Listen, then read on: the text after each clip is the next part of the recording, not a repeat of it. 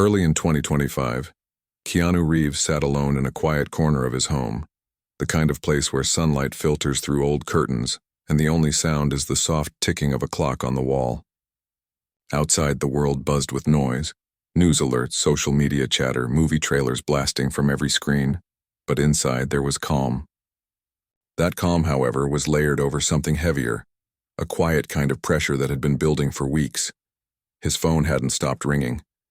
Not the personal one, the one he kept for friends and family, but the other line, the one tied to agents, producers, and studio heads.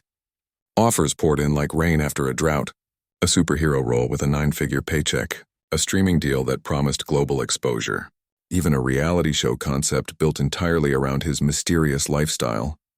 Each message came wrapped in flattery, urgency, and thinly veiled expectations. This is your moment. Don't waste it. Everyone's watching. But Keanu had heard this song before. Back in the 1990s, when he first started getting real attention, people tried to shape him into something he wasn't. They wanted him louder, flashier, more Hollywood. They told him to lose the accent, change his hair, play the game. He tried for a while, smiled on cue, wore the suits, gave the polished interviews. But it never felt right. It was like wearing someone else's skin. Over time, he learned that saying no wasn't rude, it was necessary. Necessary to protect the part of himself that still believed in quiet kindness, in showing up without fanfare, in doing the work without needing a trophy. Now, decades later, the stakes were higher, but the game hadn't changed. The offers weren't just tempting, they were overwhelming. One in particular stood out, a $50 million contract to headline a new action franchise. On paper, it was perfect. Big budget, global release, built-in fan base. But there was a catch. The studio wanted full creative control. They wanted to rewrite his character, add product placements, and reshoot scenes based on test audience reactions. They even asked him to post daily on social media using pre-approved captions. To many, it would have been a no-brainer. Take the money, smile for the cameras, cash the check. But Keanu didn't see it that way. He saw it as a trade, not just of time, but of self. And that was a price he wasn't willing to pay. He remembered something his mother once told him when he was a boy, struggling to fit in at a new school. You don't have to be what they want you to be. You just have to be honest about who you are. That simple sentence had carried him through breakups, career slumps, and unimaginable losses. It was his anchor. So when his agent called again that afternoon, voice tight with excitement, "Keanu, this is the one. This could define the next decade of your career." He took a deep breath and said gently but firmly, "I can't do it." There was silence on the other end. Then a sigh. "Are you sure? They're offering anything you want. Except control." "Exactly," Keanu replied. "And that's the one thing I won't give up." The decision baffled people. Headlines popped up online. Keanu Reeves turns down $50 million. Why? Talk shows debated it. Fans speculated. Some called him foolish. Others called him brave. But Keanu didn't read any of it. He knew the truth wasn't in the noise, it was in the quiet space between choices. Later that evening, he went for a walk. No security, no sunglasses, just him, a worn-out jacket, and the rhythm of his own footsteps. He passed a small bookstore, its windows glowing with warm light. Inside, a teenager was arguing with the clerk about whether The Matrix was really about philosophy or just cool fights. Keanu smiled but kept walking. He didn't need to correct them. The meaning wasn't his to control either. Back home, he made tea and sat by the window. The city lights flickered in the distance, each one representing a life full of its own pressures, choices, and quiet rebellions. He thought about the people who felt trapped, by jobs they hated, by relationships that drained them, by voices telling them they weren't enough unless they bought in, sold out, or played along. He'd been there too. What he'd learned over the years wasn't about fame or fortune. It was about boundaries, about knowing your line and not letting anyone, no matter how powerful or persuasive, push you past it. Control wasn't always loud. Sometimes it came in the form of a polite no. Sometimes it was choosing to walk away from something shiny because it didn't feel true. The next morning, he got a call from a young director he'd met years ago on a low-budget film. She was working on a small drama about grief and second chances, shot on a shoestring budget in Nova Scotia. No big names, no marketing machine, Just a story that mattered to her. She asked if he'd consider a supporting role. Minimal pay, freezing weather, long hours. Keanu said yes before she finished the sentence. When she asked why he'd say yes to her tiny project after turning down millions, he just laughed softly. Because it feels real, he said. And I don't want to spend my time pretending. That simple truth that you don't have to let others dictate your worth, your path, or your peace wasn't just his philosophy. It was his lifeline. And in a world that constantly tries to mold people into products, that lifeline was more important than ever. As the sun rose higher that day, Keanu packed a small bag. Not for a red carpet, not for a press junket, just for a flight to Canada, to stand in the cold rain and help tell a story that might only reach a few thousand people, but would be told honestly. And in that choice, in that quiet act of saying this is mine to decide, he found something rare: freedom. Not the kind that comes from money or fame, but the kind that comes from knowing yourself and refusing to let anyone else take that away. The city slept, but Keanu couldn't. It wasn't insomnia, it was memory. Lying in the dark, he didn't see scripts or schedules or studio logos. He saw faces, a tiny hand in his, a laugh that used to fill an empty room, a friend's voice calling out his name on a warm California night, never to be heard again. He'd learned long ago that grief doesn't disappear. It changes shape. Some days it's a whisper. Other days it's a wave that knocks you off your feet. And sometimes, in the quiet hours before dawn, it just sits beside you like an old companion, familiar, heavy, but no longer frightening. In 2025, with the world watching his every move, it was easy to forget that Keanu had walked through fire more than once. Back in 1999, just as his career was soaring, his daughter was born and left this world before she took her first breath. The pain was so deep it felt like the ground had vanished beneath him. Then, less than 2 years later, the woman he loved, the mother of his child, died in a car crash. And years before that, his closest friend, someone he'd grown up with, laughed with, dreamed with, collapsed in his arms outside a club, gone in minutes. People assumed fame would cushion those blows. But loss doesn't care how many fans you have or how bright the spotlight shines. It only knows your heart. Now, decades later, those losses weren't wounds anymore. They were part of his compass. They taught him that time is fragile, that moments matter more than milestones, and that chasing approval is a waste of precious days. When studios pushed him to be louder, flashier, more on-brand, he remembered, none of that would have brought his loved ones back. What mattered was how he showed up, quietly, kindly, fully, for the people still here. One afternoon in early spring, he slipped away from his usual routine. No driver, no assistant, just him in a hoodie taking the subway downtown. He rode 3 stops unnoticed until he got off near a children's hospital. He'd been coming here for years, always quietly, always without announcement. Sometimes he brought toys, sometimes books. Most times he just sat with kids who were having a hard day, listening, joking, being present. That day, a little boy with bright eyes and a breathing tube asked him, "Are you really John Wick?" Keanu smiled. "Nah. John Wick's just a character. I'm just me," the boy thought for a second. "Well, you seem nice." "John Wick doesn't smile much," Keanu laughed. "You're right. Maybe I should tell him to lighten up." They talked about dinosaurs, video games, and the boy's dream of becoming a pilot. For 20 minutes, there was no movie star, no headlines, no pressure. Just 2 people sharing a moment. When Keanu left, he didn't sign autographs or take photos. He just squeezed the boy's shoulder and said, "Keep flying, okay?" Back outside, the city roared on. Honking cars, rushing crowds, endless noise. But inside him there was stillness. This was the kind of thing no contract could buy, no algorithm could measure. And yet, it was the only thing that ever truly filled him up. Later that week, a video surfaced online. Grainy phone footage showed a man in a plain jacket sitting on a bench outside a diner, listening intently to someone talking. At first, no one recognized him. Then someone zoomed in. "Is that Keanu Reeves?" The clip went viral. Comments poured in. "He actually listens. No bodyguards, no attitude. Why is he so human?"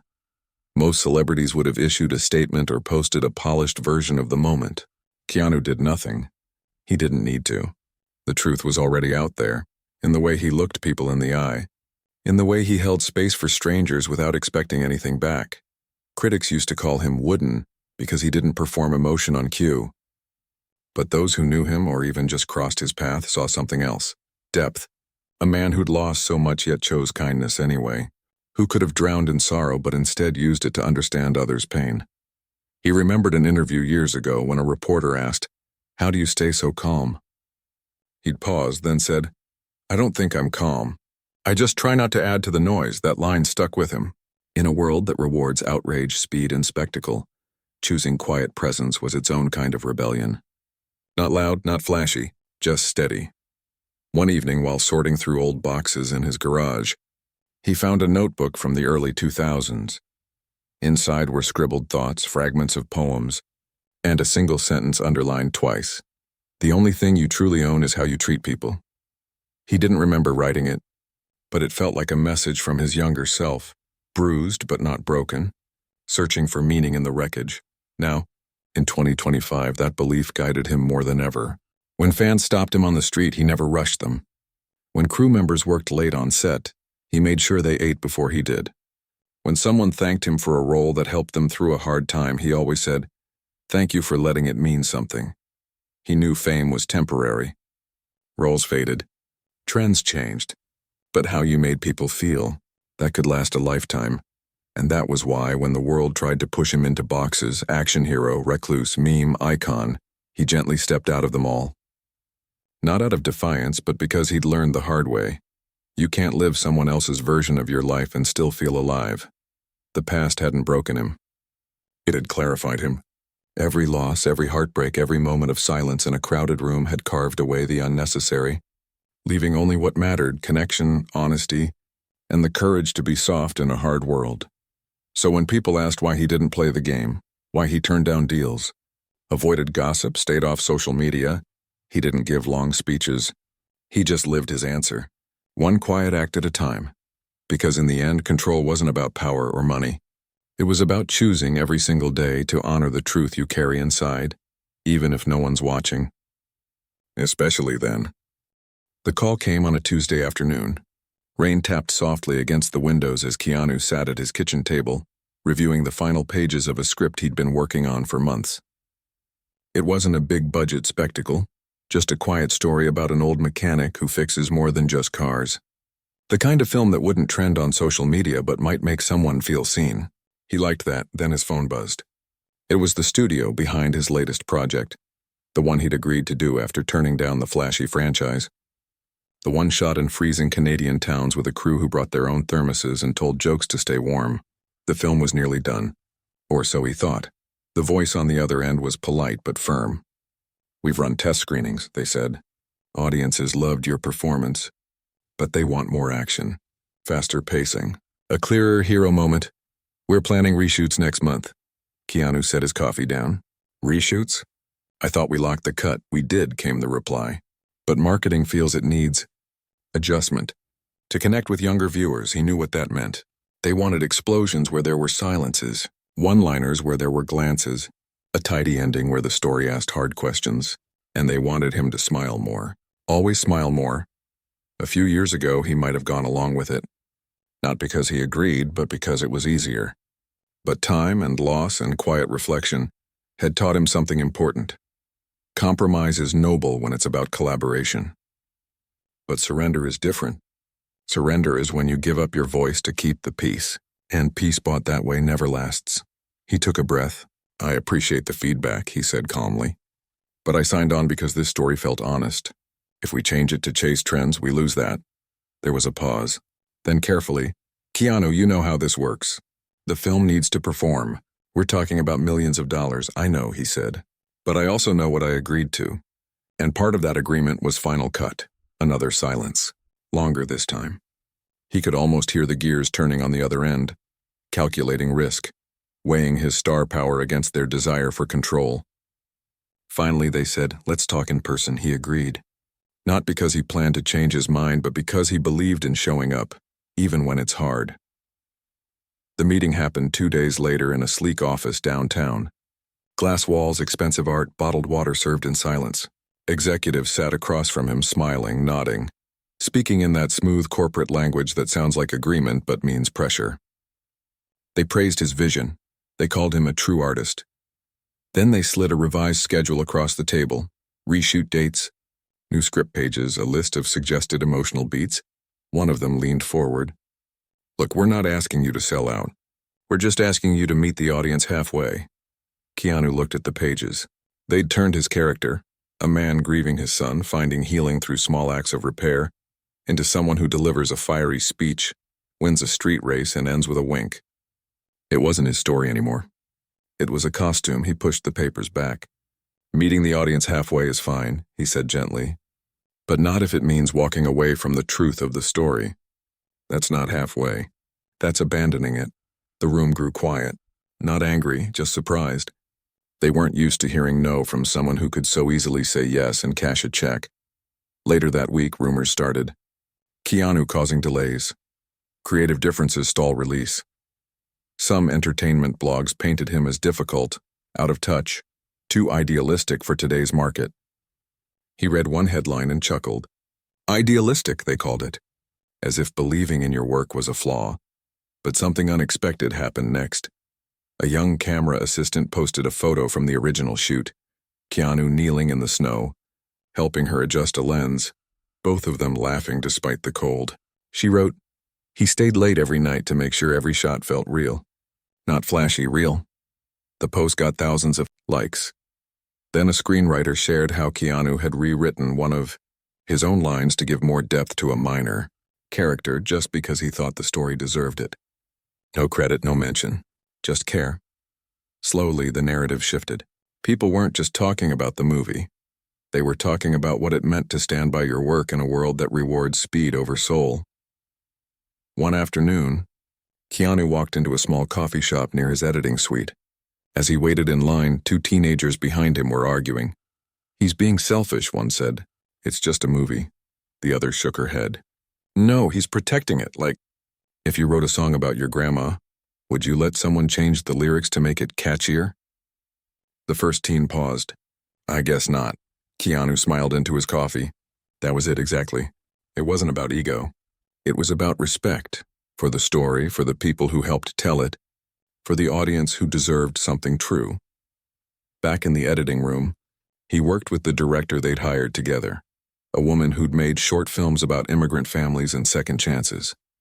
They pored over every frame, not to chase algorithms, but to honor the feeling they'd captured on set.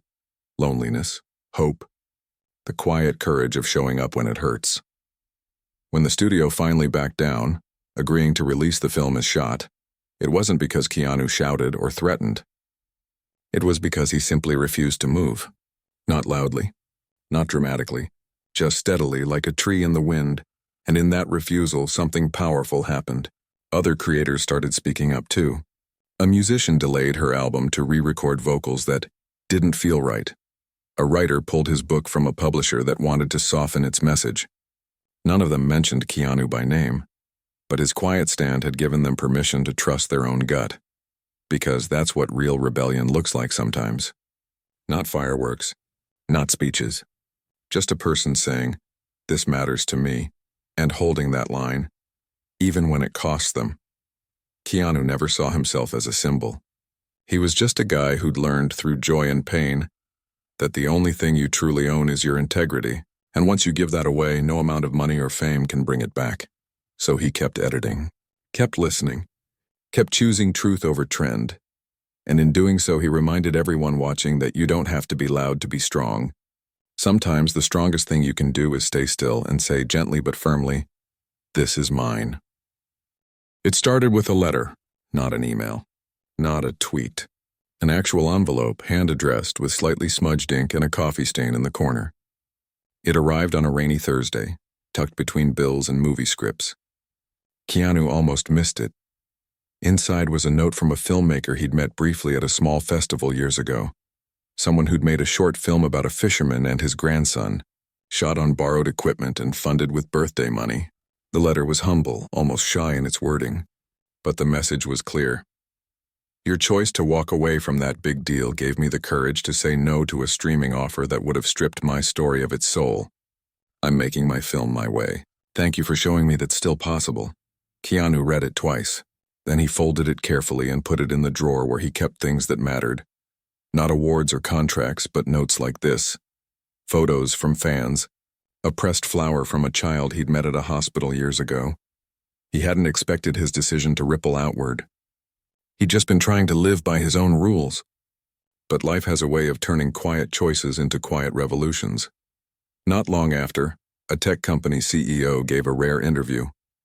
When asked why he'd restructured his entire business model, giving employees more time off, profit sharing, and real input in decisions, he said, "I watched an old clip of Keanu Reeves talking about success. He said, 'Is it enough if you're rich but alone? If you win but lose yourself?' That stuck with me. I didn't want to build a machine. I wanted to build a place where people feel human." Keanu hadn't even remembered saying those exact words, but he knew the feeling behind them. Success without connection is just noise. Then came the messages. Not from studios or agents, but from regular people. A teacher wrote that she'd stopped trying to perform happiness for her students and started showing up as she was, tired some days, hopeful others, and her classroom had become more honest because of it. A mechanic in Ohio said he'd turned down a management job that would have meant more money, but less time with his kids. "Saw your interview where you said time is the real currency," he wrote. "You're right. None of these people needed Keanu to reply. They weren't asking for anything. They were just sharing how one person's refusal to be controlled had given them permission to reclaim their own lives. That was the strange thing about authenticity. It's contagious. Not in a loud, viral way, but in the quiet spaces between people. A glance, a choice, a moment of courage that whispers, 'You can do this too.' Even on set, things shifted. Young actors started asking different questions, not, 'How do I get famous?' but 'How do I stay true when everyone wants me to change?' Keanu never gave lectures. He just showed up early, stayed late, remembered everyone's name, and treated the craft like something sacred, not just a product. One evening, after a long day of filming in the cold, a crew member handed him a thermos of soup. "My mom made extra," they said. "She said you always look like you forget to eat." Keanu thanked them, and as he sipped the warm broth, he realized something. The real connections weren't happening on red carpets or talk shows. They were happening here in shared meals, tired jokes, and the unspoken understanding that everyone was trying their best. Back in the city, his latest film, the one he'd fought to keep honest, was finally finished. There were no massive billboards, no TikTok dance challenges tied to it, just a quiet release in select theaters and a streaming drop a few weeks later. Critics called it understated and deeply human. Audiences didn't flock to it in droves, but those who saw it often wrote to say it helped them feel less alone. That was enough. What surprised Keanu most wasn't the praise, it was how many people told him they'd started saying no in their own lives. No to jobs that drained them. No to relationships that demanded they shrink themselves. No to the constant pressure to post, perform, and pretend. In a world drowning in filters and algorithms where every moment is measured by likes and shares, choosing to be real had become radical. And Keanu hadn't planned to lead that movement. He'd just lived it. He thought about his sister often, how she'd raised her kids with kindness, worked odd jobs to make ends meet, and never once complained about not being seen. She'd told him once, "Fame is temporary, but how you treat people, that's forever." He carried those words like a compass. Now, in 2025, that compass was guiding others too. At a small screening in Portland, a woman waited after the credits rolled. She didn't ask for a photo or an autograph. She just said, "My brother died last year. Your character's silence. It felt like you understood." Keanu nodded. "I've been there," he said softly. "It's okay to not be okay." She cried then, just a little, and he stood there, giving her the space to feel it. No rush, no performance. Later, walking back to his hotel, he passed a bookstore. In the window was a display titled "Stories That Matter." His film's poster was there next to books about grief, resilience, and everyday courage. He smiled. Not because of the placement, but because it was grouped with things that tried to heal, not just entertain. He knew the world would keep pushing. More content, faster trends, louder voices. But he also knew something deeper. People are tired of pretending. They're hungry for truth, even if it's quiet, even if it doesn't trend. And so without fanfare, without a manifesto, Keanu kept doing what he'd always done, showing up as himself. Not perfect, Not fearless, just human. In doing so, he reminded everyone watching that you don't need a platform to make a difference. You just need to live your truth and trust that someone somewhere will feel less alone because of it. That was the real ripple. Not fame, not fortune. Just one person choosing freedom and lighting a path for others to do the same.